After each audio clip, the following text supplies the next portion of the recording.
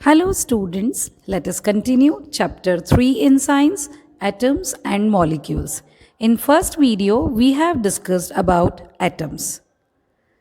The introduction of atoms, including that some symbols for elements. Now, today we are going to discuss the next topic, atomic mass.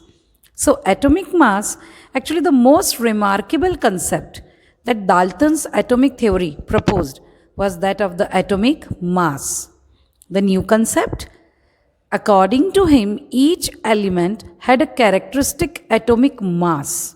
The theory could explain the law of constant proportions so well that scientists were prompted to measure the atomic mass of an atom.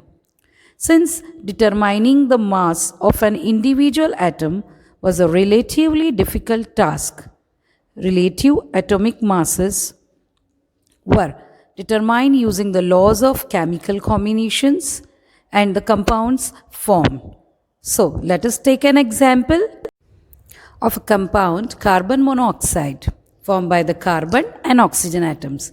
It was observed experimentally that 3 grams of carbon combines with 4 grams of oxygen to form carbon monoxide, that is CO.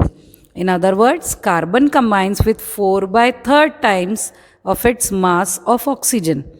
Suppose we define the atomic mass unit. AMU, earlier it was known.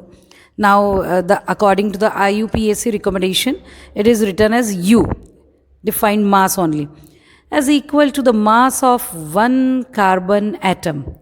Then we would assign carbon an atomic mass of 1.0, that is 1 U, and oxygen an atomic mass of 1.33 U, that is atomic mass. However, it is more convenient to have these numbers as whole numbers or as near to a whole numbers as possible. While searching for various atomic units, scientists initially took 1/16th of the mass of an atom of naturally occurring oxygen as the unit. This was considered relevant due to two reasons. Oxygen reacted with a large number of elements as it is easily reactable gas and formed new compounds. And second one, this atomic mass unit gave masses of most of the elements as whole numbers. That's why. So, however, in 1961, for a universally accepted atomic mass unit, that is carbon 12. Now, they have considered carbon as the atomic mass unit instead of taking oxygen. Isotopic form was chosen as the standard reference for measuring atomic masses. One atomic mass unit is a mass unit equal to exactly 1/12, 1/12, the mass of one atom of carbon 12.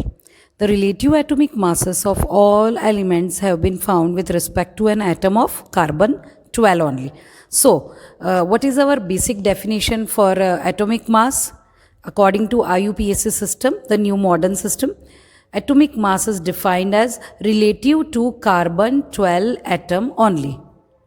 So, atomic mass unit will be one atomic mass unit is the mass unit equal to exactly 1/12 of the mass of one atom of carbon 12.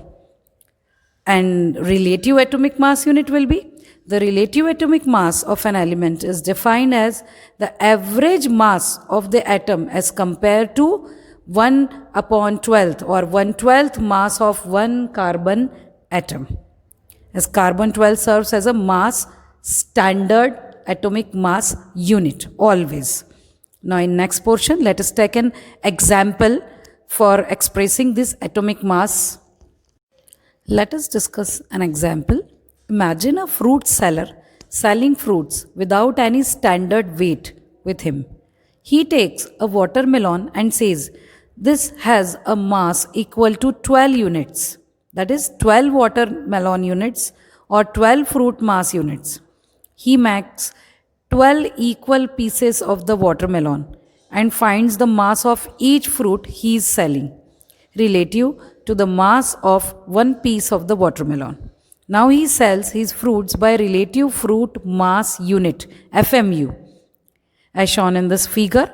Similarly, the relative atomic mass of the atom of an element is defined as the average mass of the atom as compared to 1 upon 12th or 1/12th of the mass of one carbon atom. See here in the diagram B, there are 12 pieces of watermelon, and C, that is 1 upon 12th of watermelon. Here there are some elements with their atomic masses U. For example, hydrogen is 1, carbon is 12, that we have just discussed. Nitrogen is 14, oxygen is 16, including sodium is 23, magnesium is 24. Why there is a difference in their atomic masses? Actually, all the relative atomic mass of the atom of an element is defined as the average mass of that atom as compared to 1/12th of the mass of one carbon atom. That's why. The next concept, how do atoms exist? So, actually, most of atoms of elements are not able to exist independently. They are not in free form. They are not in only one atomic form. So, they may be of diatomic, triatomic or tetraatomic. So, atoms form molecules. These diatomic, triatomic and tetraatomic forms of atoms are known as molecules. So, atoms form molecules or ions which aggregate in large numbers to form the matter that we can see, feel or touch. On this basis, let us discuss molecules. So, what is molecule? A molecule is in general a group of two or more atoms that are chemically bounded together. That is, tightly held together by attractive forces. The attractive forces we have discussed in first and second chapter. A molecule can be defined as the smallest particle of an element or a compound that is capable of an independent existence and shows all the properties of that substance. Atoms of the same element or of different elements can join together to form molecules. So, in short, we can say a molecule is the smallest particle of an element or a compound that is capable of an independent existence. Now, molecules of elements. The molecules of an element are constituted by the same type of atoms. Remember, this is very important, same type of atoms. The bonding should be between same type of atoms. Molecules of many elements such as argon, helium, etc. are made up of only one atom of that element. These are known as inert gases like helium, argon, xenon, krypton, radon. These are some few inert gases categorized elements because they do not react with any other elements. They do not make bond with any other element or atom. So, they are made up of only one atom of that element. But this is not the case with most of the non-metals. For example, a molecule of oxygen. Oxygen atom can never be lie independently. It needs diatomic structure. So, a molecule of oxygen consists of two atoms of oxygen and hence it is known as diatomic molecule, O2. That we have so many times discussed.